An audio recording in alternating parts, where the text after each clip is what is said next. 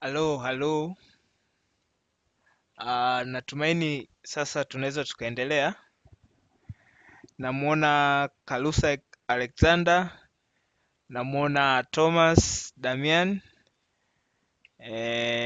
pamoja na namuona kuna Faraja Joakim. Nadhani Fides ametoka kidogo, pamoja na Veronica. Karibuni sana, karibuni. Nadhani kwa wakati huu, ndani ya dakika moja tutumie wakati huu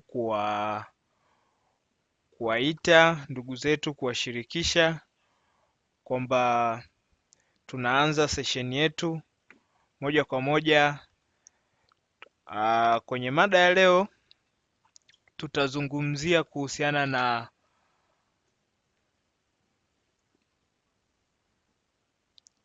mambo ya muhimu kuzingatia kabla ya kuvuna ili kuepuka hasara na kulinda ubora wa mazao. Mambo ya muhimu ya kuzingatia ili kuepuka kupata hasara na kulinda ubora wa mazao. Sasa hii yote ni katika harakati au katika kipindi hichi ambacho tunatarajia kuwa na msimu wa mavuno. Wakulima wengi wa mazao ya muda mrefu sasa wanajiandaa kwa ajili ya kuvuna. Kwa hiyo kivyovyote vile, mkulima ni lazima achukue hatua au aweze kujua ni namna gani ambavyo anaweza akavuna na kuepusha yale mazao yake yasiweze kuharibika, asipate hasara, lakini pia kumaintain ile quality ya mazao yake. Tunajua kwamba mbali na masoko ya ndani kuna masoko ya nje ambayo yako very sensitive kwenye masuala ya quality, ubora wa mazao. Kama unauza ni ufuta, kama unauza ni pamba, au kama zao lolote, parachichi na kwengineko. Kwa hiyo namna gani ambapo unaweza ukajiandaa kuhakikisha kwamba zao ambalo unaenda kulivuna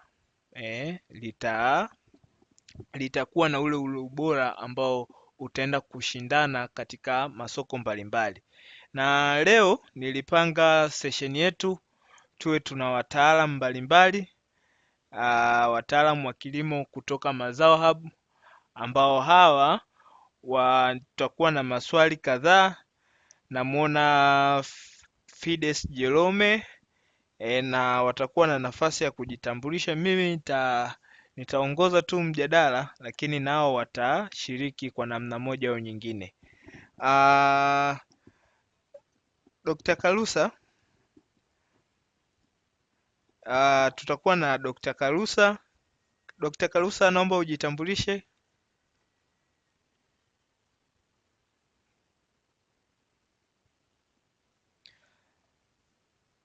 Sawa, nadhani hayupo kwenye wakati mzuri, lakini tutakuwa na mtaalamu wetu wa kilimo, hasa ana experience hasa kwenye mazao ya horticulture, yani mboga mboga. Madam Fide, karibu, jitambulishe kwa kifupi tu.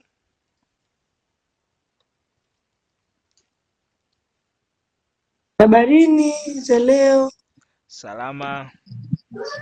Naitwa Fides Jerome, mimi ni bibi shamba, niko mkoa wa Morogoro. Tutakuwa pamoja leo kuhusu pre and post harvest, especially kwa horticulture crops. Karibuni. Asante.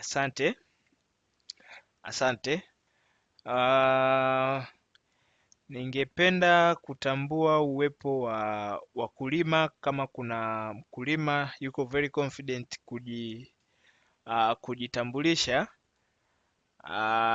mkulima ambaye yupo tayari, unaweza ukajitambulisha tukajua uko mkoa gani.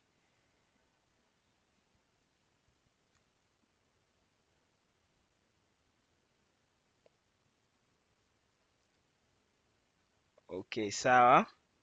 Bila kupoteza muda,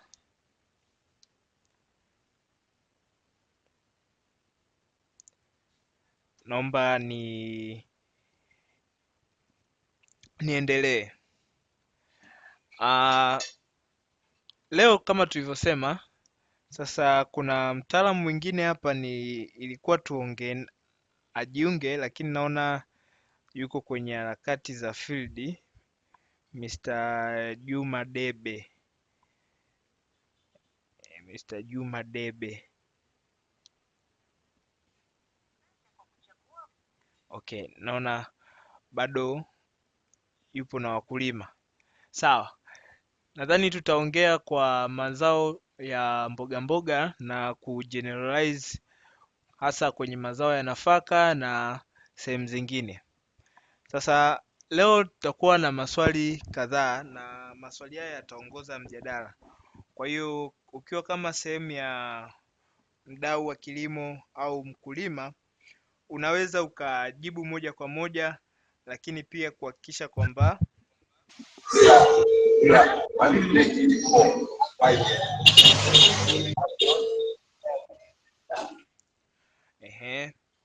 unaweza ukajibu moja kwa moja, lakini pia unaweza ukachangia, itakuwa sio mbaya. Na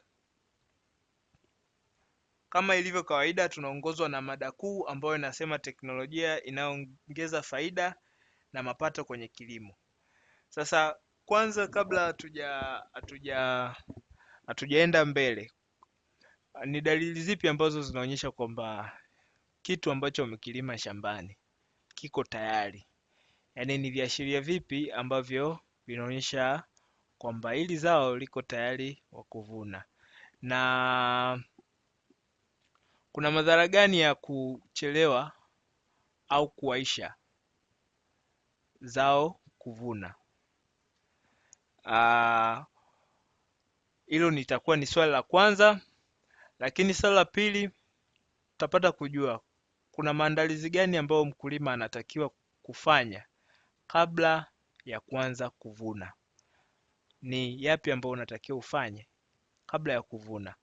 Ni mazingira gani? Ni vitu gani unapaswa kujua?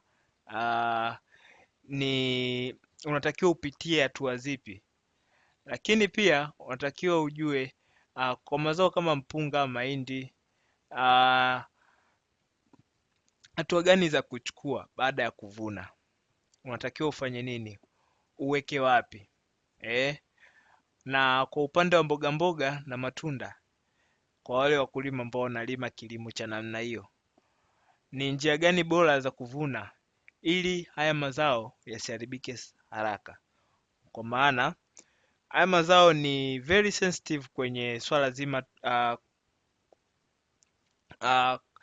Haya mazao ni yanaharibika kwa haraka, yaani yako rahisi sana kuharibika, yanakaa kwa muda mfupi. Sasa unatakiwa uchukue hatua gani ili kuyalinda haya mazao yasiharibike wakati wewe unasubiria masoko mbalimbali. Lakini kwa yale mazao ambayo yako sensitive na unyevu, nazungumzia nafaka ambao yakipata unyevu yatakuwa prone kwenye sumu za aflatoxin na vitu kama hivyo, na pia mazao mengine kama cashew nuts na vitu kama hivyo. Ni vitu gani vinaathiri sasa ubora wa mazao, hasa vinavyopelekea kuwa na unyevu? Lakini pia sehemu gani sahihi za kuhifadhi mazao baada ya kuvuna, hasa kwa nafaka, pamoja na maswali mengine mengi ambayo yatakuwa kama sehemu ya mada. Sasa tutaanza na swali la kwanza. Naomba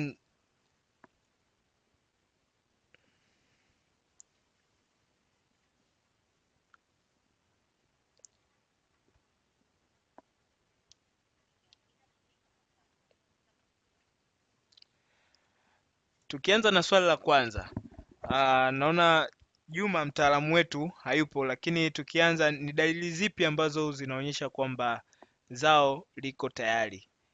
Madam Fide, kwa mfano nyanya, Mimi kama mkulima mpya ambao naingia mjini saizi, ukiachana na kwamba baada ya miezi mitatu au baada ya miezi miwili na nusu ili zao lako litakuwa tayari.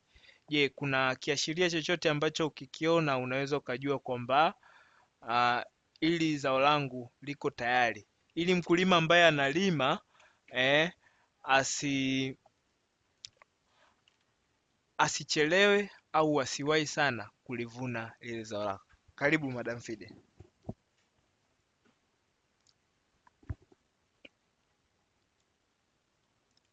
Habari za jioni tena. Nzuri madam. Tunapenda cha kwanza, kwa mfano kwenye horticultural crops hasa nyanya, tunaangalia rangi. Kwa mfano rangi, kuna nyingine labda ni nasema kama ile rangi haijawa ile completely kuonyesha kama imeiva. Ndio. Let's say kwa mfano inategemea pia na nyanya unaipeleka wapi, lakini cha kwanza ni rangi. Nyanya inapoanza kupata rangi ndio inaonyesha kwamba imekomaa, iko tayari kwa ajili ya kuvunwa. Kuna nyingine zinaweza zikapata rangi lakini ile rangi inatokana na changamoto. Kwa mfano nyanya nyingi zilizopata kitako zinawahi kuiva. Kwa hiyo siwezi nikasema ile nyanya iko tayari kwa kwenda shambani. Kwa hiyo ikiwa na rangi, ikiwa haina changamoto yoyote, labda hicho kitako imegongwa na kitu, ndio inakuwa iko tayari. Lakini kwenye kuvuna tunategemea pia na soko. Kwa mfano kama ni soko la hapa, yani kwa mfano labda utoe labda let's say ni eneo kama Mlali unapeleka Dar, kuna ule kuiva kwa kawaida. Lakini kama unapeleka Zanzibar, uwezi ukachuma nyanya ikiwa imeiva completely, haitofika. Kwa kikubwa tunaangalia rangi. Hiyo ni kwenye tomato. Ila kwa mfano kwenye zao kama tikiti kuna ile drum sound, inalia kama ngoma ukigonga. Halafu kwenye kikonyo kinaonekana kama ile hali ya kunyauka. Ina maana kwamba ikionekana kama hali ya kunyauka, inaonyesha kwamba haitegemei maji tena kutoka kwa yule mother plant, yule mama yake. Kwa ile nikiashiria ile tikiti liko tayari kwa ajili ya kwenda shamba. Kuna zao kama nyanya chungu. Nyanya chungu ina ile pia tunaangalia the size. Kuna size na pia kuna ile nyanya chungu ikiwa ndogo, kuna rangi fulani inaonekana kama kijani sana.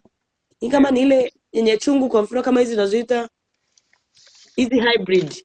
Zikazo kama fulani hivi ina rangi ya kama ina mpauko fulani. Kuna zao kama bamia tunaangalia, tunavunja pale kwenye kile kikonyo. Ndio. Isiwe ngumu, inatakiwa iwe laini, ukivunja pale inavunjika. Ukiacha ikikomaa zaidi ya pale, manake hata kwenye kuliwa inaleta changamoto. Okay. Sawa. Kwa kikubwa tunaangalia rangi, hiyo sound kwa mfano kama kwenye tikiti. Ndio. Lakini pia kitu kingine kikubwa ni kuelewa zile siku kwamba ulipanda lini. Ile inasaidia. Kwenye hizo nyanya chungu pia kuna hiyo rangi na pia ile ukomavu wake. Umezungumzia hapo kama kuvunja hivi. Kwenye nja pale inatakiwa light. Tunasema inakuwa kama, niseme kwa Kiingereza nitumie lugha gani, lakini ukivunja inavunjika, si ikawa ni ngumu, haitofaa kuliwa. Ndio. Namuona Juma hapa. Juma, karibu. Nadhani utakuwa na experience hasa kwenye mazao haya ya nafaka. Kwa mkulima ambaye anaingia kwenye game na hata yule ambaye yupo, ili kuondokana na either zao limewahi kuvunwa kabla ya muda wake au mkulima akachelewa either kwa kutokujua au kwa kuwa na uzembe, ni viashiria gani ambavyo uwaga mnawashauri wakulima kulingana na soko au kulingana na hali halisi iliyopo wakati wa kuvuna, au ni dalili zipi ambazo zinaonyesha hapa sasa mkulima vuna, wewe kama bwana shamba?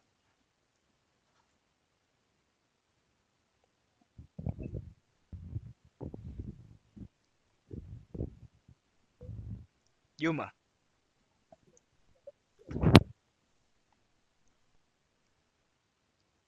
halo, tunakusikia Juma. Siko mbali sana na Madam Fides. Ndio. Kwanza nashukuru madam, ameelezea vizuri, ameeleweka, lakini viashiria viko vingi. Kwa mfano amezungumzia kuna hiyo drums sauti, kuna majani, kuna kwa mfano kwamba bamia amezungumzia vikonyo, lakini kuna kitu kingine ambacho huwa ni cha muhimu zaidi kwa wale ambao wakulima wanaofanya hizi shughuli, kuna harufu. Ndio. Karibu sana na haya mazao ya bustani. Dalili mojawapo kwamba hichi kitu kimekomaa au kinaelekea kukomaa huwa vinabadilika harufu. Mfano kama kitunguu. Ndio. Kitunguu kinapokuwa kipo stage ya ukuaji shambani kinakuwa tu na harufu ya kawaida, lakini kinapoashiria kwamba kimekomaa, kitunguu kinatoa ile harufu kali. Kwa hiyo kiashiria mojawapo ya mazao pia harufu. Kuna labda kama nilivyosema tikiti maji, sauti ukiligonga hivi kuna sauti inabadilika, lakini baadhi ya mbegu huwa zinatoa harufu fulani kwamba hii harufu inaonyesha mzigo uko tayari. Na ukija kwa upande labda wa nafaka, let's say tuseme mpunga nao ni hivyo hivyo. Mpunga uliokomaa ambao unahitaji kuvunwa unanukia. Yaani unasikia kabisa huu mpunga unanukia. Kwa hiyo kuna mpunga, kuna kitunguu, hata pilipili mwendokasi. Pilipili pia iliyokomaa una harufu ile inakuwa inanukia zaidi. Kwa hiyo viashiria moja ambavyo tunawashauri wakulima au kuambia bwana, mzigo huu uko tayari kwa kuvunwa. Ukiondoa kukomaa baadhi ya vikonyo, hata majani yake, ile majani ya mwanzo huwa yanabadilika rangi, yanatoka kwenye green yanakuja kwenye kama mpauko hivi. Lakini pia harufu pia inaashiria hicho kitu kwamba mzigo uko tayari. Sawa, asante sana Mr. Juma. Nadhani kwa mtu ambaye anasikia atakuwa amepata ABC kwamba hapa sasa zao langu lipo tayari. Sasa kama mimi tayari najua zao langu liko tayari kwa ajili ya kuvuna, ni maandalizi gani ambayo mimi kama mkulima natakiwa nifanye? Kwa sababu hapa kuna baadhi ya wakulima wanaweza wakavuna lakini hawajui wanaenda kuhifadhi wapi, au hajui sehemu ambapo natakiwa nihifadhi inatakiwa kuwe na sifa gani. Najua hii inaweza ikawa tofauti tofauti kwa mazao tofauti tofauti, lakini kwa uchache wenu kwa hasa mazao ya mboga mboga na mazao ya nafaka, mnaweza tu mkatoa uelewa wa jumla, lakini kama unaweza ukatoa mfano mmoja itakuwa ni vizuri zaidi, kwamba kama ni nyanya unatakiwa uandae kitu fulani na kitu fulani na kitu fulani, ili kama mimi leo nitalima isiwe ni surprise kwangu kwamba mara naambiwa unatakiwa uwe na matenga, unatakiwa uwe na nini. Yani kila kitu kinakuwa ni surprise. Nadhani mtueleweshe hapo, ni maandalizi gani ambayo mkulima unatakiwa ufanye ili inapokuja wakati wa kulima wa kuvuna iwe ni rahisi, lakini pia kulinda ubora wa zao lako. Na ningependa nianze na Juma, kama utakuwa uko tayari. Karibu.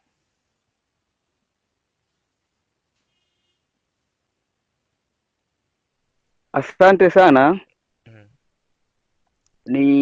Ni kweli kabisa, hichi kipengele huwa kinawaumiza watu wengi sana. Labda nitoe mfano sahihi. Kwa mimi binafsi nakumbuka kipindi najiingiza katika masuala ya mboga mboga, nilishawahi kupandaga pilipili hoho. Nilipanda zile pilipili hoho, siku ya kuvuna nikazivuna zile pilipili hoho. Mistake ambayo nilifanya, baada ya kuzivuna zile pilipili hoho nikaa nimeziweka juani mule shambani. Kilichotokea baada dakika 45 kama nusu saa, zile pilipili hoho zilibabuka, yaani ziliiva. yani ziliiva. Ndio. Kwa hiyo kipengele hichi huo ndo kipengele ambacho tunaweza kusema kama ni mama. Lazima mkulima afahamu anapovuna lile zao analipeleka wapi. Ndio. Sasa cha muhimu cha msingi kabisa, hasa mazao mboga mboga, cha kwanza lazima uwe na vibebeo. Yaani ina maana unapovuna lile zao shambani pale, labda tuseme nyanya maji, nyanya chungu, pilipili mwendokasi au kitunguu. Unapovuna haya mazao lazima uyapate kibebeo. Yaani usivune ukaweka chini direct moja kwa moja. Hapa pia changamoto huwa zinatokea. Lakini pia ni vizuri haya mazao baada ya kuvuna uandae sehemu ambapo kuna upepo, hali ya hewa nzuri, yasikae juani. Ndio maana ukiangalia wavunaji wengi wa nyanya wanaandaa kichanja, wanaandaa na turubai kama kibanda hivyo. Ukivuna kule mazao yakae sehemu kwenye upepo mzuri, lakini pia yakae sehemu kuwe kuna ile ventilation, yapate upepo kama upulizo hivi. Ndio. Kwa hiyo baada ya kuvuna shambani, tukishavuna tunabeba kwenye kibebeo, labda ni tenga au ni ndoo au pakacha, tunatafuta sehemu ambapo nzuri, tunaweka pale ili mazao apate upepo vizuri. Kwa mfano, kuna kitunguu. Mkulima wa kitunguu mpaka tunasema amefanikiwa, ameuza sokoni kwa njia ya pesa. Yaani ametoa kitunguu, amepewa pesa. Kitunguu, naomba nizungumzie kitunguu kwa sababu kitunguu kina changamoto nyingi. Ndio. Kitunguu tunapokivuna pale shambani, tunaking'oa. Baada ya kuking'oa, siku ya pili mpaka siku ya tatu tunakata ile mikia yake, vile vichwa. Tukishakata vile vichwa, tunatengeneza kichanja. Nadhani naposema kichanja, wakulima wengi tunakifahamu kichanja nini. Kichanja ni kibanda kidogo au kibanda kikubwa kinachotengenezwa chenye uwezo wa kupitisha hewa pembeni, yani pembeni kote na chini, isipokuwa tunaziba juu. Kitunguu kikikaa kwenye kichanja au kikae muda mrefu kinahitaji kipitishe, yani kipate hewa. Lakini pia tabia mbovu au mbaya kitunguu kinahitaji kugeuzwa kila baada ya wiki mbili. Ndio. Ukikiacha kitunguu kikalaliana wiki mbili wiki tatu, kina tabia kinaoza. Kipo kwenye kichanja kina tabia kinaoza. Kipo kwenye kichanja wakati mwingine mpaka kinaota. Kwa hiyo yale maandalizi kama hicho kichanja, baada ya kuhifadhi kitunguu, kila baada ya wiki mbili kuna uhitajiko kukigeuza pale kwenye kichanja. Sababu kitunguu asilimia kubwa ni maji, kinapokaa sehemu kinanywea. Kwa hiyo unywaji wake ni muhimu kikakaushwa kwa kutumia hewa. Sio jua. Kitunguu hakitaki jua. Kwa hiyo hichi kichanja utakuwa unakigeuza kila baada ya wiki mbili, wiki tatu, mpaka mwisho wa siku kinakauka, kinaenda sokoni.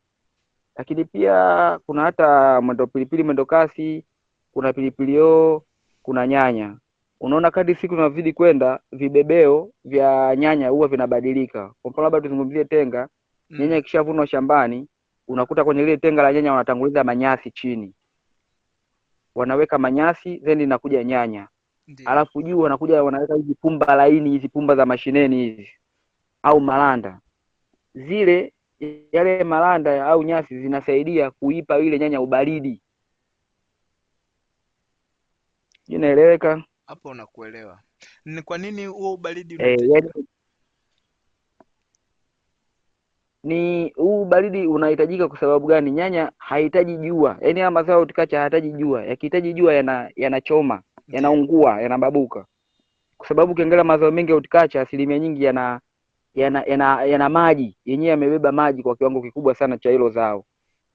Sasa likipigwa na jua, kutokana na jua jinsi lilivyo, na mazao mengi ya utikacha yanakuwa yana mianya, yani yana vitobo. Kwa hiyo yanapopigwa jua yanakuwa yanababuka.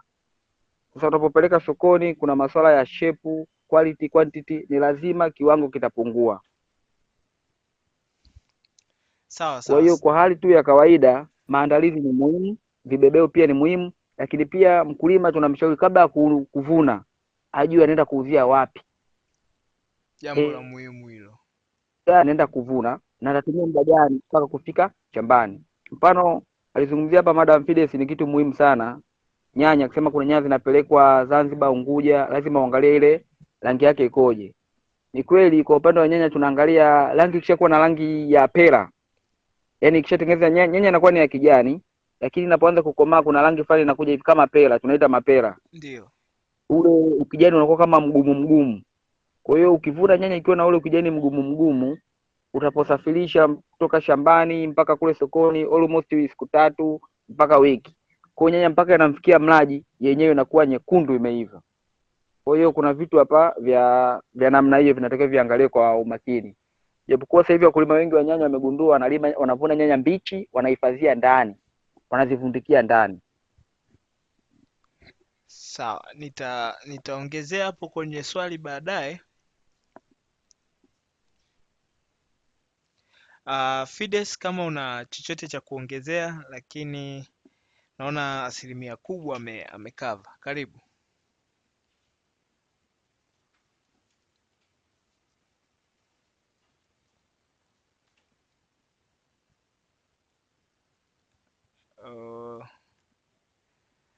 Naona karibu Madam Fides. Sawa, naona ametoka kidogo. Kalusa. Yes, nakusikia. Yes. Una mchango wako na wewe kwenye hilo swali au tunaweza tukaendelea mbele?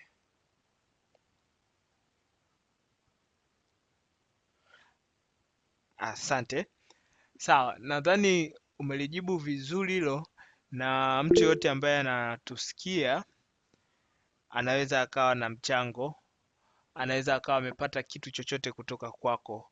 Naona bado kuna mkono.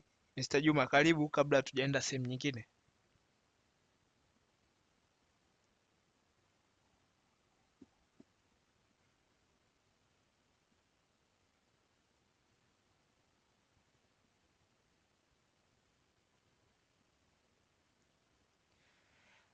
Okay, sawa. Kila kitu ni maandalizi, na hasa kwenye maandalizi Mr. Juma umeshazungumzia.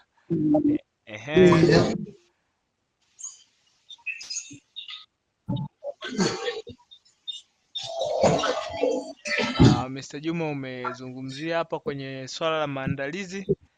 Nadhani tunaendelea. Yes, Dr. Kalusa. Mnanisikia? Sijui kama mnanisikia huko. Mimi nakusikia vizuri sana, na natumaini wengine wananisikia. Wanakusikia. Kama wananisikia iko hivi. Mpango wa Bwana Juma, Madam Fide nimewasikia, lakini wangeenda ndani zaidi. Kwa mfano, tuanze moja baada ya jingine. Tuanze labda kwenye matikiti. Ndio. Katika matikiti kuna ule mkia ambao umeshikilia na tunda lenyewe lilivyo. Baada ya urefu kama wa inchi 3 hivi, huwa kuna kishina kingine kinakaa kiko pembeni kama katawi fulani hivi. Kale katawi kanapokauka kanakuwa brown, yani kama jani kavu. Hiyo ndio dalili ya kwanza na ya msingi ya kuonyesha kwamba tikiti hilo limekomaa na linaweza likavunwa. Ndio. Hatua ya pili ni ile ya kugonga, kama Madam Fida alivyosema, kugonga sauti inakuwa kama ngoma iliyokauka, ama kama mpira wenye upepo mwingi ukiugonga na kwa sauti tofauti na ule mpira ambao upepo uko kidogo. Ndio ya pili. Ndio kwanza msingi sana za kuangalia kwamba zao hili limekomaa ama halijakomaa. Naendelea. Kama ni kwenye nyanya, tunasema kwamba sijui kwa nini vijana wangu wanashindwa kwenda ndani zaidi. Rangi inakuwa ni rangi ya njano kidogo. Ukijani ule ama kijani mpauko. Kutoka ukijani ule ambao umekolea unapauka. Hizo ndio dalili za kuonyesha na nyanya inatakiwa ichume kipindi hicho, kwa sababu inaweza kukaa ndani ya majuma mawili ikasafishwa mahali popote bila shida yoyote. Ndio. Tukija kwenye kitunguu, dalili nzuri kabisa, vitunguu vyote yale majani yake huwa yanalala chini, yanakuwa hana uwezo wa kuweza kusimama, kwa sababu ule uteute yale maji ambayo yanafanya ile shina la kitunguu lisimame huwa limepungua. Kwa hiyo yale majani yote huwa yanalala chini. Kwa unapokuta kwenye shamba lako BCMC, unaweza kufikiri mtu alikuwa anachezea, ni kama mtu alikuwa analalia majani ya kitaki. Hiyo ni dalili kusema kwamba vitunguu vimeshakomaa, japokuwa sio shamba zima, lakini unaweza zaidi ya nusu ya eneo lile la kitunguu na utaki kimelala. Ndio. na majani yale ukijani ule umepauka, mwishoni mwa ncha ya kile kitunguu unakuta imeshakuwa rangi ya njano na kukauka katika ncha ya mwisho kabisa. Hizo ni dalili za msingi zinasema kwamba hicho kitunguu kinatakiwa kiweze kuondolewa kutoka kule shambani. Yes. Hapo Dr. Kalusa, kabla hujazima maiki, ningependa uendelee kwenye hili swali. Kwa mazao kama ya mpunga, mahindi na maharage, mtu ambaye anataka kuvuna sasa, ni vitu gani azingatie au ni vitu gani ajiandae navyo au aangalie kabla baada ya kuvuna? Asante. Tabia za mpunga, tabia za kitunguu kama zinafanana, tofauti yake ni rangi, kwamba kitunguu kina rangi ya ukijani uliokolea, mpunga una mchanganyiko, kuna unjano, lakini utakuta katika shamba lako utakuta vile vile ule mpunga unashindwa kustahimili kusimama wima, unaanza kulala sehemu. Hizo ni dalili za kwamba sasa shamba langu linaweza nikavuna mpunga. Na mara nyingi ndio wakulima wanawahi kwanza kuvuna, kwa sababu utakapolala wote anaamini kwamba kuna wengine utakutana na maji, ama itakuwa wakati wa uvunaji kuna mwingine utakuwa unakatika, anapata hasara. Kwa kisha na dalili hizo zimeshaanza kulalala kiasi, anajua ngoja niende shambani ili nikavune, ili kuwahi usiendelee kulala. Kwa dalili za kwanza ni kulala, lile shina lake linashindwa kustahimili kusimama wima. Hizo ndio dalili za msingi. Aidha ni mpunga, aidha ni kitunguu. Na kama ni vitu mazao mengine kama labda matango na nini, kwenye lile tango lake mwishoni pale kuna majani mawili ambayo yanakaribiana katika tunda lile la tango, yanayofuatia pale juu huwa yanabadilika rangi na kuwa ya njano. Sawa. Hizo ndio za msingi. Unaweza kuta tunda limekaa vizuri hivyo. Na kwa mfano kwa nyanya chungu mara nyingi huwa tunaangalia rangi. Ukisha unaona baadhi ya mashina kuna rangi ya njano, maana yake umeshachelewa. Ndio. Unapona tunda limepata kama njano kandano kidogo, maana yake umeshachelewa. Sasa kwa mazao kama ya nafaka, hasa kwa mazao ya nafaka ambao tunategemea akivuna, kwa mfano mahindi labda, ndio maharage, ni hatua gani za muhimu au ni hatua gani ambazo mkulima atatakiwa kuchukua? Labda unaweza kusema labda akivuna ataenda sehemu yenye jua, atalianika, vitu kama hivyo, na akianika inatakiwa kwenye hali gani ili haya mazao cha kwanza yasishambuliwe na tuseme na wale kuvu, lakini pia yahifadhiwe katika mahali ambapo ule ubora hautapungua, ili anapoenda kuuza ile quality aliyoitoa shambani iwe ni ile tumeimaintain, au kama imepungua kidogo sana. Karibu. Asante Bwana Juma, kuna kipindi ameelezea vizuri sana hasa kuhusu katika matunzo ya kile kitunguu. Labda tu angefafanua zaidi kwamba Bwana Juma, ni kwamba unapotengeneza kile kichanja au tuseme tengeneza banda lako ambalo liko wazi, kule ndani tengeneza kitanda cha kutumia miti miembamba, yaani we kama kichanja kidogo ndani ya lile banda. Na ile miti iwe na nafasi angalau kidole kimoja, unaweza kupenyeza kidole cha binadamu kile. Sasa vile vile kile kibanda chako kuta zake ziwe zina madirisha, kama ikibidi labda kwa kuibiwa, ziwe zina madirisha ambayo yako juu, ambayo sio rahisi mtu kufikia pale kwenda kuiba. Yale itakuwa ndio mlango ya kuingizia hewa. Na kile kichanja chako ambacho kiko ndani kile chini kuna hewa. Maana yake kwa chini kabisa kile banda liwe liko wazi, ili upepo unaopita chini utakuwa unapanda juu. Upepo unapita kwenye madirisha unakutana chini, unakutana na kile kitunguu.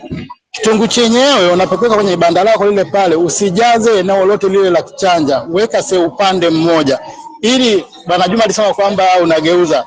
Kwa kifupi si kwamba hatugeuzi, maana vitunguu vimelaliana labda zaidi ya inchi 10, utageuzaje? Tunasema tunahamisha sehemu ile ambayo ilikuwa iko wazi, unavihamisha upande wa pili. Kitendo kile cha kuhamisha vitunguu vinajigeuza vyenyewe.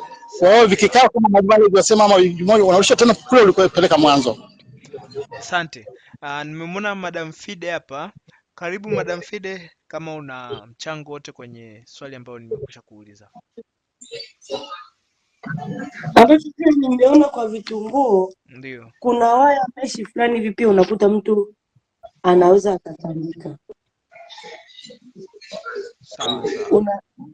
ambako zinakuwa zinapitisha hewa. Ila pia kitu kingine, ile kwenye kile kichanja, kile kitu ambacho unafunika nacho, hakikisha kisiwe kinapata joto, kinakuwa na mvuke, ili maji yasije yakadondoka kwenye vitunguu, sababu adui mkubwa wa zao lolote unalovuna, iwe ni lolote lile, ni unyevu. Sawa. Ndio maana unakuta kwa mfano mtu akisafirisha nyanya, kama zinyeshewa mvua, ili aweze kuziuza, lazima labda arushale maranda kwa ajili kidogo ya kuzikausha, tofauti na hapo zinauza kabisa. Sawa sawa. Kuna mdau hapa ameuliza, hamjaelezea nafaka kama mahindi. Umeona? Anataka tuongelee mahindi kidogo. Cha kwanza nadhani respond au mtu ambaye atajibu hili swali, unaweza ukaanzia pale kwa zao kama mahindi, mpaka mtu anajiandaa kuvuna mpaka anavuna, anatakiwa awe amejiandaa na nini au wafate hatua gani? Naona hili swali limetoka kwa Faraja Joakim. Karibuni, na ni mdau wetu, anataka kuelewa. Naomba nitaanza na Juma. Mr. Juma, karibu kama upo. Mr. Juma. Okay, naona Mr. Juma changamoto kidogo. Dr. Kalusa, karibu. Mdau wetu mkulima anataka kujua vipi kuhusu mahindi.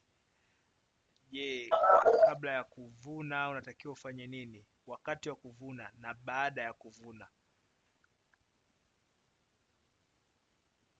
Karibu dokta.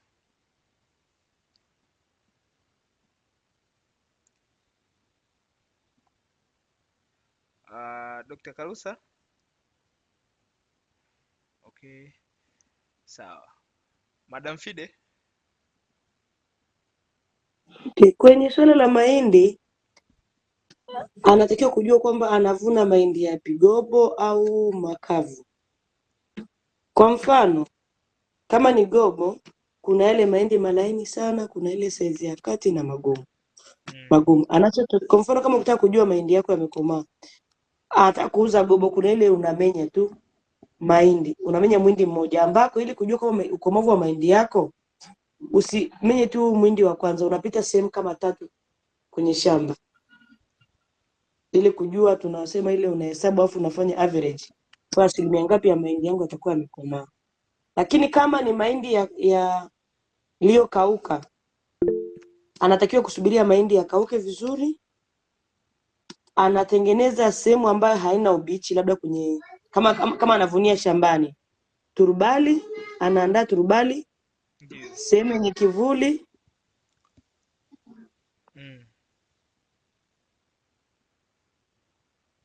Sehemu yenye kivuli ambapo yale mahindi anayavunia pale.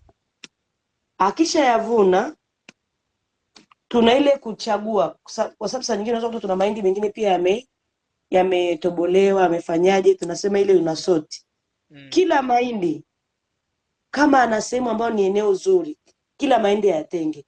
Kuna yale makubwa size ya kati, yale ambayo kila mahindi ayatenge. Hiyo itamsaidia hata anapokuja kuchua, aidha kwa kutumia mashine au mikono, anakuwa anajua kabisa mahindi yangu haya yanafaa. Hata kwenye bei, kuna mwingine anakuambia, mtu anamuuliza, anakuambia mahindi yangu ni size ya kati, au labda mwingine anakuta yale mahindi hayauzi, anaenda kukoboa kwa ajili ya kuuza makande. Ndio. Kwa sababu ya ule muda wa kuvuna nanga. Kwa ni vizuri ukayapanga kulingana na mahindi, lakini kama yote ni makubwa size moja, unaweza sehemu moja. Ukisha yatoa kwenye ile maimini kuchua, unapaswa kuyaanika ili tupoteze ule unyevu, kwa sababu bado yanakuwa hajakauka ile completely. Tunayaanika angalau kwa siku 2, kwa siku 3, kutegemea na umeyachua kiwa na unyevu gani.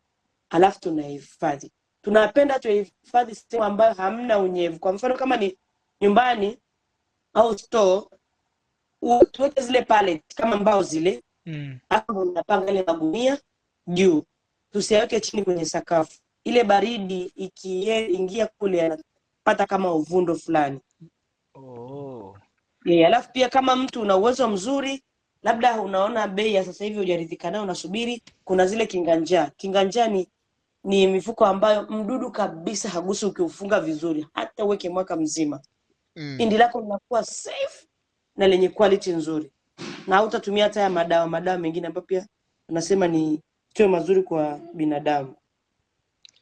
Sawa, nadhani mdau kulima hapa amesikia na ameelewa, na alienda mbali zaidi akawa specific wakati unazungumzia kwamba inategemea na aina ya mahindi yako, either ni unataka kulima kuvuna yakiwa mabichi. Specify kwamba ni makavu. Sawa, nadhani kama kutakuwa na swali jingine, mdau unaweza ukauliza moja kwa moja kwa kunyosha mkono, au pia kupitia chat zetu, na mimi nitapata nafasi ya kuuliza wataalam ili waweze kujibu. Lengo ni kuhakikisha kwamba ubora wa mazao tunaulinda, lakini pia unakuwa unajua nini hatua inayofuata, wapi pa kuuza, wapi pa kupeleka mazao yako ili yawe katika hali salama, au uweze ukauza haraka baada ya mazao kuyavuna kutoka shambani.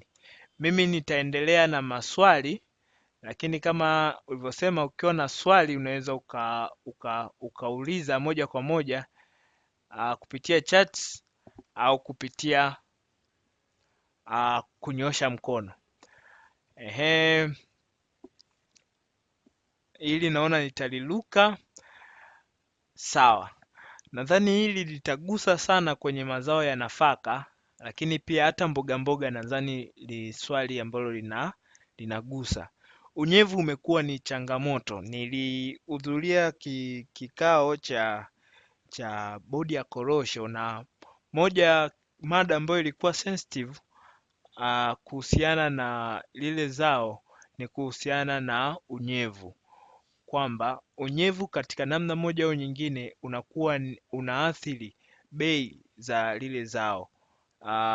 Kwa mazao mengine unyevu unaharibu kabisa ubora wa lile zao, unapelekea mazao kama ya horticulture mengi kuoza, lakini pia kwa mazao kama ya mahindi inapelekea kutengeneza unyevu.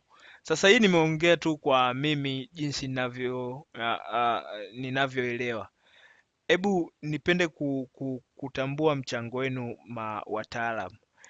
Ili swala la unyevu na athiri vipi? Unaweza ukaongea kidogo kwa undani, lakini ile kwa uelewa tu wa mkulima, namna gani ajikinge na unyevu au afanye nini, na ni vipi ambavyo vinaathiri, ni vipi ambavyo unyevu unaathiri ubora wa hili zao. Unaweza ukaelezea hapa na watu wakaa na uelewa. Tulipanga kuwa na Juma, naona Juma lipo shambani, mtandao nadhani atakuwa kaka. Nipo. Okay. Karibu, unaweza ukaanza tu. Ni vipi unyevu unaathiri ubora mazao, na ni vipi mkulima anaweza kajikinga na unyevu, hasa kwa mazao ya nafaka? Unaweza ukazungumzia pia zao la mboga mboga kwa ufupi sana. Nashukuru. Swali nasema unyevu unaathiri vipi ubora wa mazao wakati wa uhifadhi, yaani kwa maana yakishavunwa kwenda kuhifadhi kule. Ndiyo. Kiukweli, labda nitumie lugha tu ya maji. Kiukweli unyevu umekuwa kubwa sana kwa wakulima.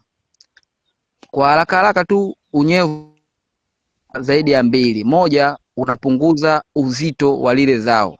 Sawa kabisa. Mfano kuna tangawizi tangawizi na kitunguu saumu, hivi vitu vinauzwa kwa kilo. Unakuta ukinunua debe 3 za kitunguu saumu zikiwa mbichi, zikija mpaka kuja kukauka kwenda kuuza na unapata debe 1. Kwa hiyo hasara moja hapo, unyevu unapunguza uzito. Yaani madhara ndo hayo, uzito, lakini pia inapunguza thamani ya kile kitu. Ndio. Lakini pia unyevu baadhi ya mazao yanasababisha zao kuoza. Kwa mfano, ukivuna labda pilipili mwendo kasi au pilipili hoho zikiwa na maji maji, ukitenga au kwenye roba zikiwa kuna unyevu wa kutosha, zikifika sokoni zimeiva zote, zimeoza. Kwa hiyo yani zina madhara ni mengi sana. Sasa kwa baadhi ya wakulima huwa tunawaelekeza baadhi ya mazao yanapoanza kukomaa, huwa ni tunawahimiza sana wasiyakutanishe na maji. Mfano tango, tikiti maji, Ndio. hizi pilipili mwendo kasi zinapokuwa shambani zimeshakomaa, zinahitajika kuvuna, ukazivuna tu labda shamba likawa lina maji kutosha, kinachotokea hapa ni zao lile litaathirika, aidha kuoza au kushuka thamani. Sana sana huwa yanaoza, zao likioza na badilika harufu, unatoa harufu mbaya. Huwezi kuuza kitu kinanukia, yani pilipili mwendo kasi baadaye inanukia harufu ya mwendo kasi, inanukia kama viazi vilivyooza. Kwa hiyo ni hasara moja wapo anapata wakulima. Asante sana Mr. Juma.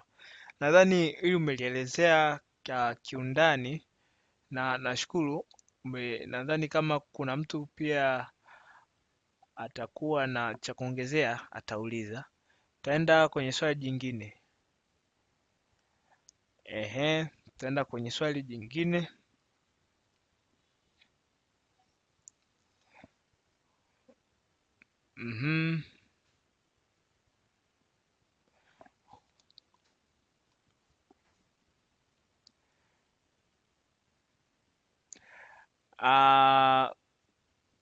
Wote tunajua kwamba maghala ndio sehemu ambayo tunasema kwamba ni sehemu ya kuhifadhia mazao, hasa kwa mazao haya ya nafaka. Hivi Juma, kama wewe ni mkulima pamoja na huu utaalamu uliokuwa nao, ukienda kwenye ghala kuangalia sehemu ambapo unataka kuweka au kuhifadhi mahindi yako, ni vitu gani ambavyo wewe utaangalia? Ghala, sifa zipo nyingi, labda nizungumzie zile sifa zile common kwanza. Ndio.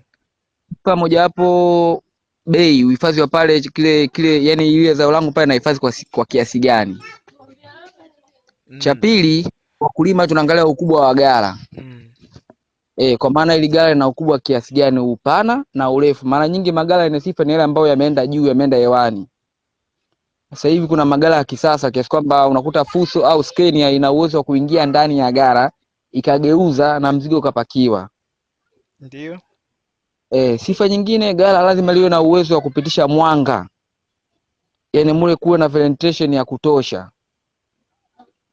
Hii ni sifa mojawapo ya ghala. Sifa nyingine, kwenye ghala lazima kuwe na pellets, yani ile zao lisikae chini moja kwa moja, lazima lile zao kwa labda mahindi au mpunga lianzie kitu fulani, sijajua Kiswahili kinaitwaje, yani hichi kinachozungumza, yani kichanja kidogodogo ambacho kinachoweza kupangwa mahindi au mpunga kuanzia pale.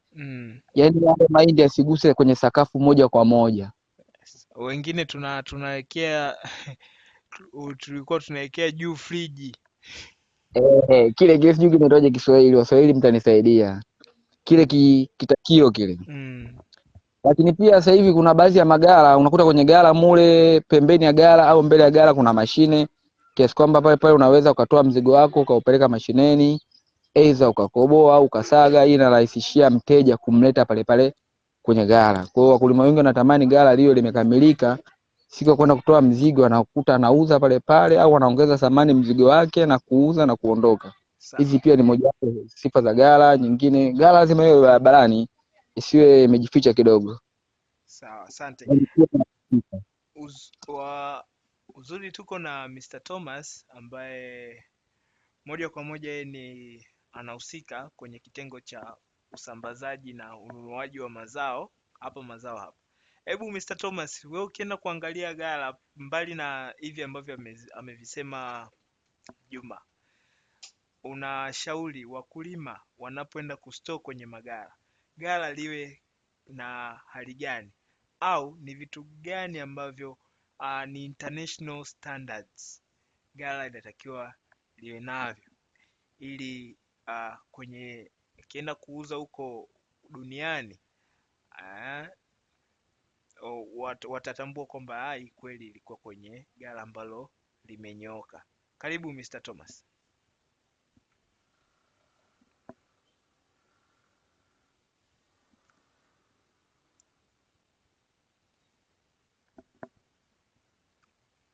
Mr. Thomas?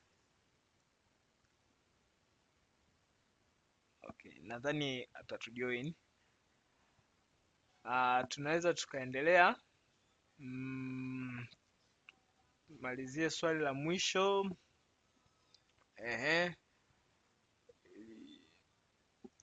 Hapa.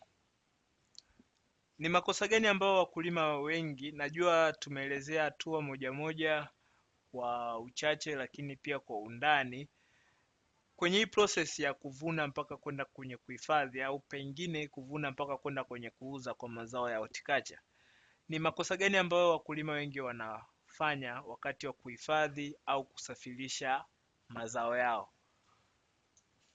Ni makosa gani ambayo wakulima wanafanya? Pengine kwa kufanya hivi inapelekea ubora wa mazao kupungua,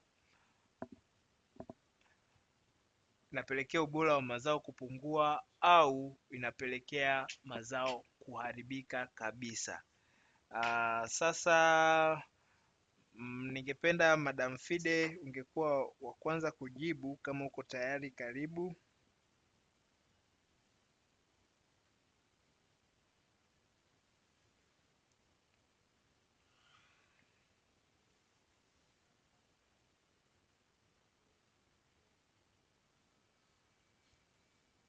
Sawa, naona Madam Fide hayuko live. Karibu Mr. Juma.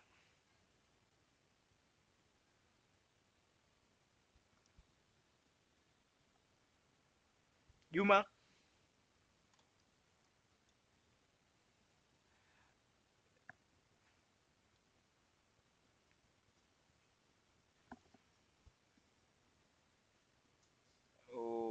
Naona Juma naye amepatwa na changamoto.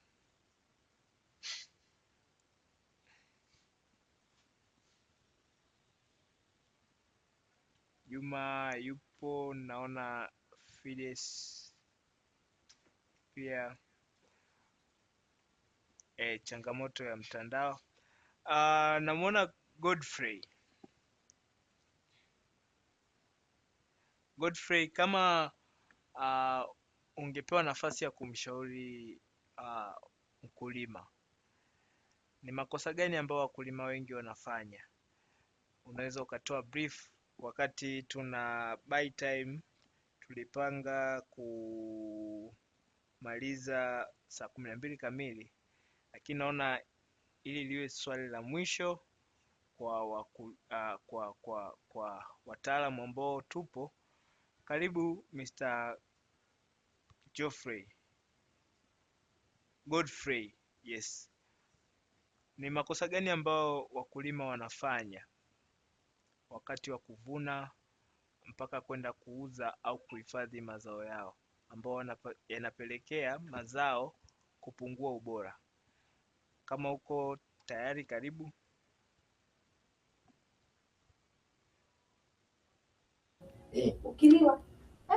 Asante Mr. Gabriel. Asante Mr. Gabriel. Kama wenzangu walivyosema, kuna makosa mengi tu ambao wakulima wanafanya. Mojawapo ndo kama Mr. Juma alikuwa anaelezea pale, wengi wanaweza kuvuna mazao yao na kuanika juani, na ambayo inapelekea hasara kama alizosema pale. Ubora wa mazao kashuka na kupeleka sokoni unakuwa unapata bei ndogo ambayo hakutarajia. Vitu vingine vya kuzingatia ndo kama vile katika kuandaa kichanja bora kwa ajili ya vitunguu, kuna baadhi ya vitu huwa wanashindwa kuzingatia. Kwa hiyo ni vitu ambavyo wakulima wanabidi waendelee kuzingatia. ili waweze kuepukana na madhara ya post harvest handling. Kwa hiyo vitu ni vingi, kwa hiyo inabidi tu waende wapate, ni vyema wawe wanapata ushauri mzuri kutoka kwa bwana shamba ambao yuko karibu yao. Asante. Asante sana Mr. Godfrey, na hapo kabla hujazima mic, swali la mwisho.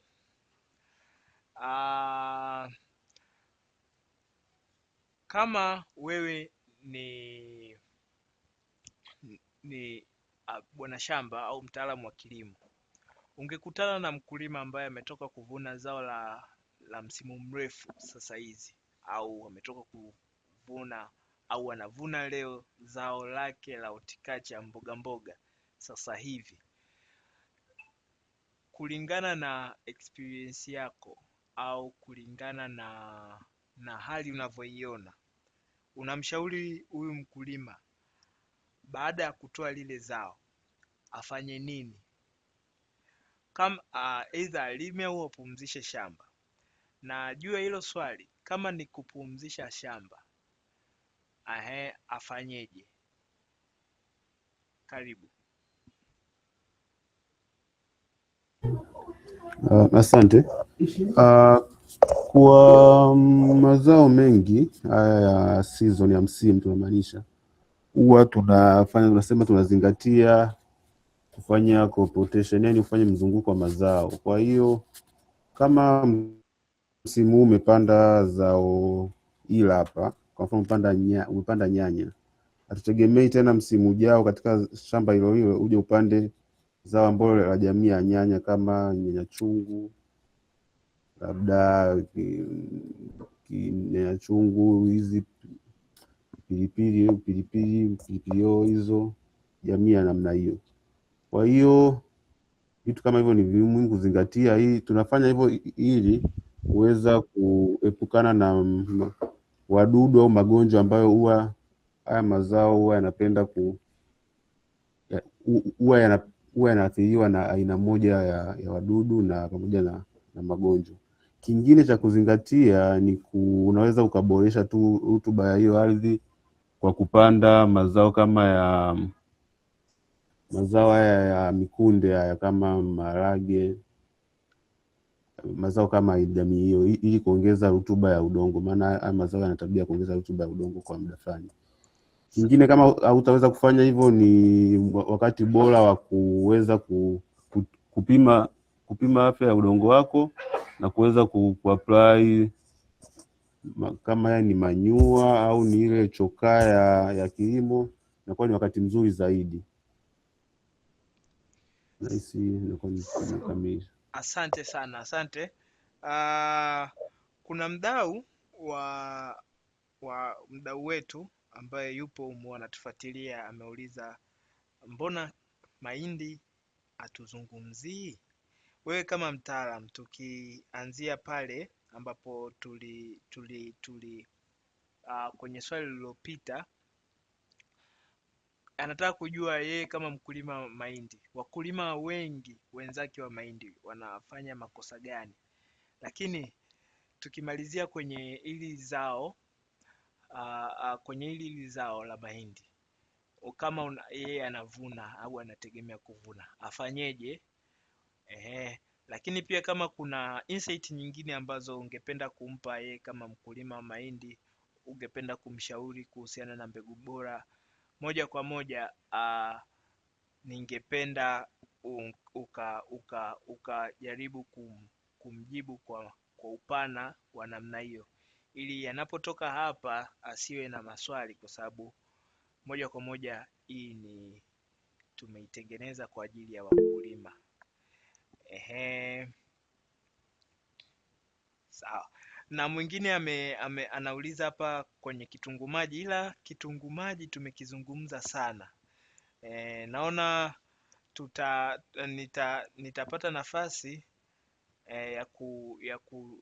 ya kutoa remarks hapo au nini tufanye. Naona kwa sasa hivi Mr. Godfrey unaweza ukamjibu mkulima wetu, lakini kwa anayeuliza kitunguu maji nitakupa contact ambazo tutawasiliana moja kwa moja, lakini pia utaweza kuipata repeated ya hii kupitia YouTube. Godfrey, karibu umwelezee mdau wetu mkulima wa mahindi.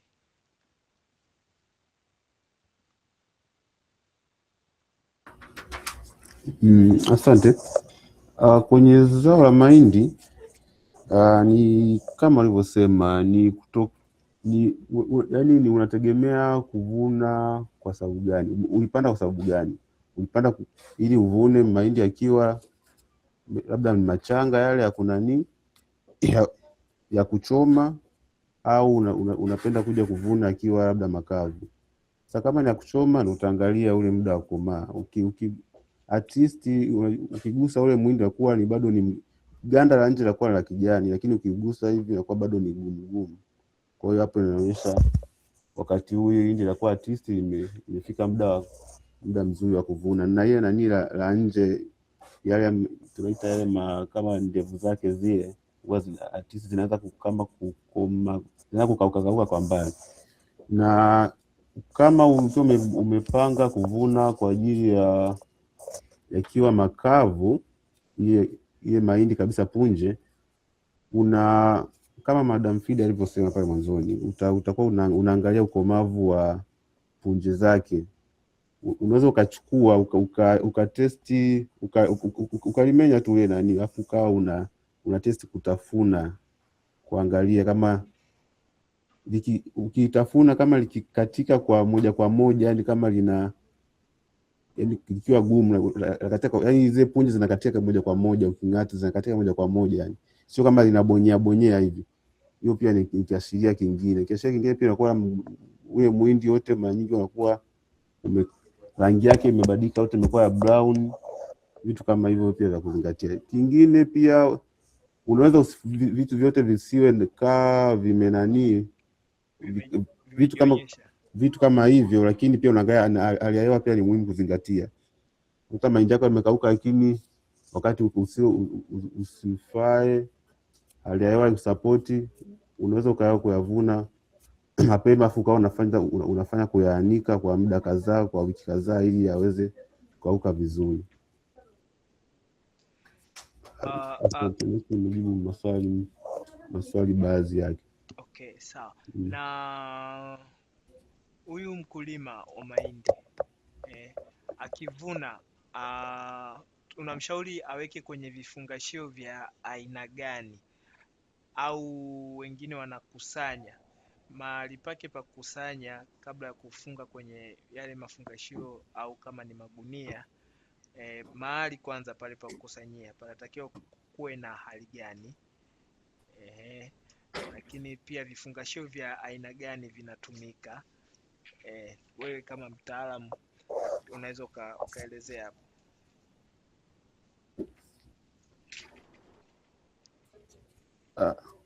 Mahindi ukiyavuna utayavuna kawaida kwa kuyakata pale kwenye shina lake. Baadaye utakuwa unakusanya kwa njia yoyote ambayo utaweza, imradi kwa kuna mifuko wote. Baadaye utaenda kuweka kwenye turubai, utakusanyia kwenye turubai pale. Baada ya hapo kwenye turubai yataenda kwenye process ya kuweza kupukuchuliwa. Sasa hapo itakuwa ni kwa sehemu ya kivuli, au wengine kuna mashine za kupukuchua. Ukisha kuchua hapo ndo utaenda kuna process nyingine ya kuyapembua. Baada ya kuyapembua, watafuata kuyakausha tena kwa muda kadhaa. Baada hapo ndo kuna ile kuhifadhi kwenye ile mifuko ya PIX, ndio inakuwa ni bora zaidi. Hifadhi ya mifuko ya PIX, baadaye ndo mtapeleka kwenye warehouse au magala ambao watahifadhi, ambao inabidi saa yawe tena juu ya mifuko ile juu ya pallets. Kwa hiyo ndo mchakato tu mzima wa haraka wa jinsi ya kuvuna hadi kuhifadhi mahindi. Sawa, lakini pia tutataka kujua huyu mkulima wetu yupo mkoa gani, ili kuna mtaalamu wa masoko hapa tunaweza tukamuunganisha naye. Sasa naona kadri muda unavyozidi kwenda maswali yanakuwa mengi. Kuna huyu mmoja hapa, naomba umjibu Mr. Godfrey. Wewe kama mtaalamu wa kilimo, ndugu hapa anaomba ushauri. Alime zao gani? Umeona? Alime zao gani atakutana. Naomba ushauri kwamba wakati huu mnanishauri nilime zao gani nitakutana na soko zuri na mimi niliwaza kati ya kabeji na tikiti maji, na pia naomba jinsi ya kupata masoko. Anaomba pia jinsi ya kupata masoko. Sawa. Naomba ili swali kwanza, Godfrey, unaweza tu ukamshauri kwenye uelewa wako hasa wa kilimo, lakini kwenye swala la masoko nitaomba Mr. Thomas kidogo utaongezea hapo. Karibu Godfrey.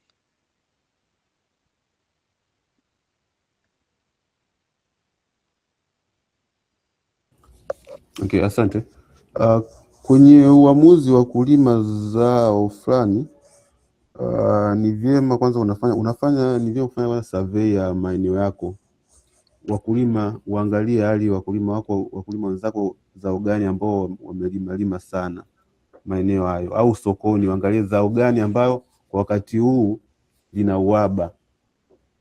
Kwa ukishafanya calculation hiyo, ukienda kuangalia zao gani lina uhaba sokoni sasa hivi ambao au bei yake imepanda sana, unaweza ukapata ABC kwamba hii zao nikilima sasa hivi mwishoni nikija kuvuna bei yake itakuwa at least ni nzuri kuliko kufanya tu kwa preference kwamba sasa hivi nilime zao hili au naona hii ndio lafaa. Ni vyema sana ufanye tafiti ndogo ndogo za soko za eneo lilopo, maana kama mazao haya horticulture hautaweza kufanya kuyauza sehemu ya mbali sana na maeneo lilopo. Kwa hiyo ni vyema tukufanya ABC za eneo lilopo, kujue zao gani sasa hivi sokoni lipo sana au bei yake ipo juu, ndio uanze kuangalia ili kwa wakati huu itakuwa vizuri sana, kwa maana lina uhaba sokoni. Asante sana. Nimemwona na Madam Fides kwa uchache kabisa. Naomba umjibu.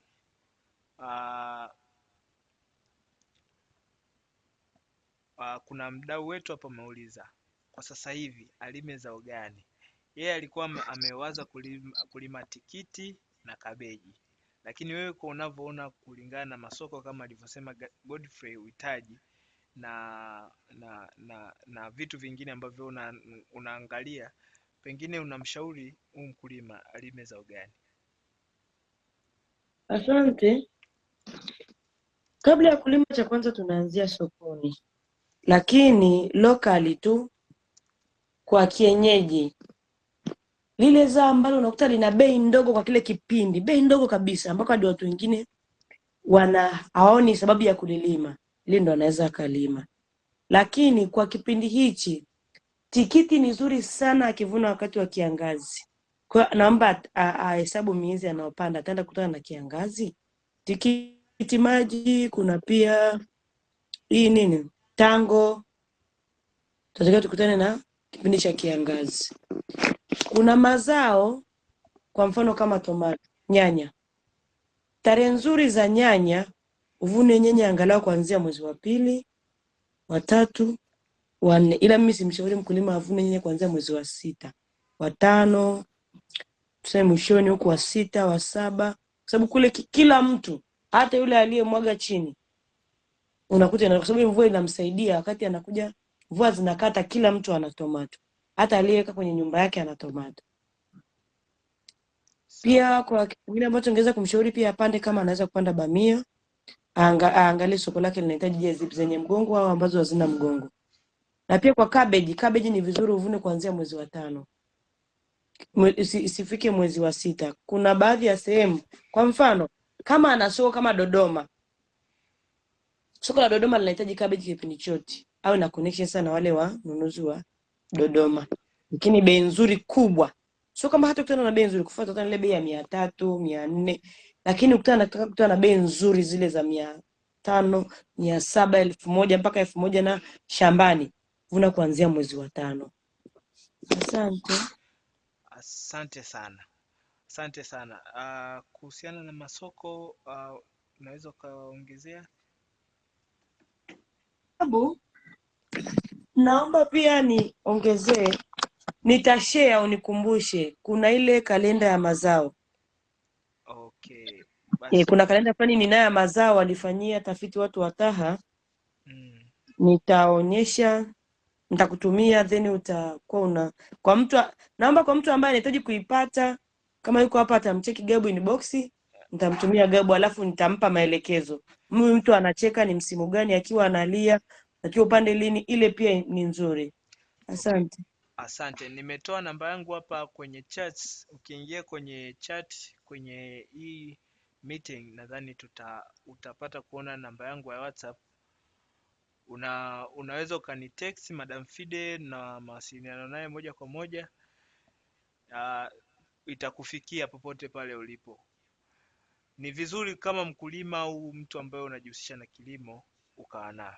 Nadhani tulikuwa na wakati mzuri sana wa kujiuliza, kudiscuss, na kwa wale wachache ambao tumejiunga kwa utaalamu wetu tumepata kujua hasa kwenye kilimo, kwenye ground, ushauri wa kitaalamu, ni vitu gani ambavyo unatakiwa ufanye wakati unajiandaa na mavuno, wakati unavuna, sehemu ya kuhifadhi, lakini pia shamba lako unaliachaje? Unapumzisha, unaboresha afya ya udongo, au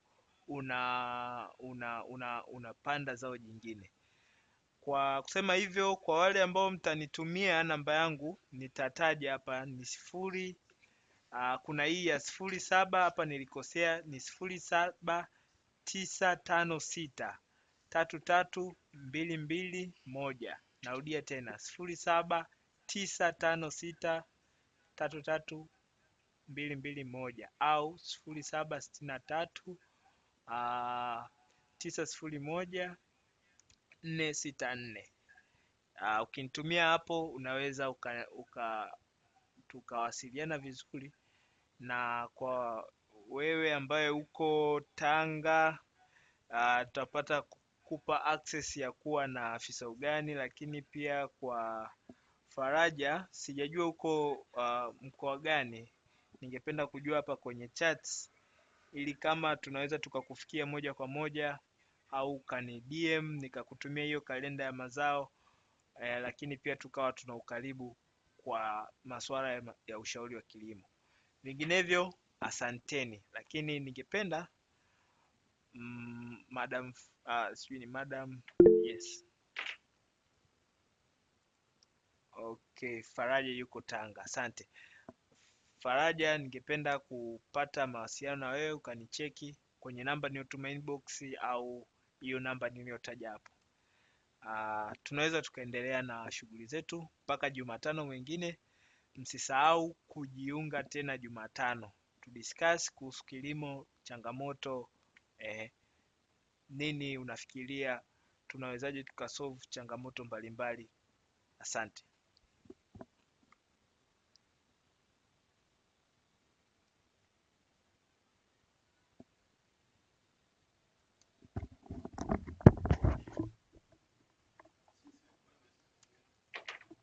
Asante.